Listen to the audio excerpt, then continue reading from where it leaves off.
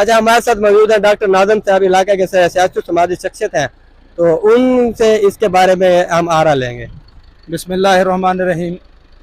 میں اپنی کوڑلا چاکر کی عوام سے اپیل کرتا ہوں کہ جس طرح آپ لوگ اس رستے کو جو قبرستان، ہماری عیدگاہ، جنازہ گاہ اور قبرستان کی طرف سیدھا جاتا ہے، اور بالکل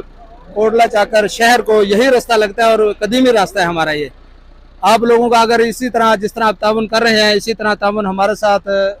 رہا تو انشاءاللہ ہم اس رستے کو سولنگ لگانے میں بھی کامیاب ہو جائیں گے، اور انشاءاللہ ہم اپنے جو ارباب اختیار ہیں یا جو سیاستدان ہیں ان سے بھی اپیل کرتے ہیں کہ ایسے رستوں پہ توجہ کریں اور ایسے رستے بنانے چاہیے اور بننے چاہیے۔ اور سب سے بڑا مطالبہ ہمارا کوڑلا چاکر کا جو ہے وہ ہے سیوریج کا نظام۔ اس سیوریج کے نظام کی وجہ سے پورا شہر کا جو پانی ہے وہ کنٹامینیٹڈ ہو گیا ہے، آلودہ ہو گیا ہے، اور لوگ بیمار ہو رہے ہیں۔ تو میں اپنے رکن قومی اسمبلی رانا محمد قاسم نون صاحب سے اور ہمارے ایم پی اے جناب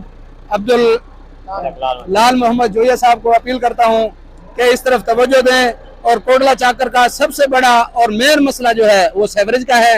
اور جب تک یہ سیوریج کا مسئلہ حل نہیں ہوتا تو ہمارے لوگ اسی طرح بیمار ہوتے رہیں گے۔ ہمارے گھروں کا پانی جو ہے، جو قریب جوار میں جتنے گھر ہیں اس جوڑ کے اور اس راستے کے تقریباً سب کا پانی خراب ہو گیا ہے، اور آپ حضرات سے اپیل ہے کہ آپ جلدی سے جلدی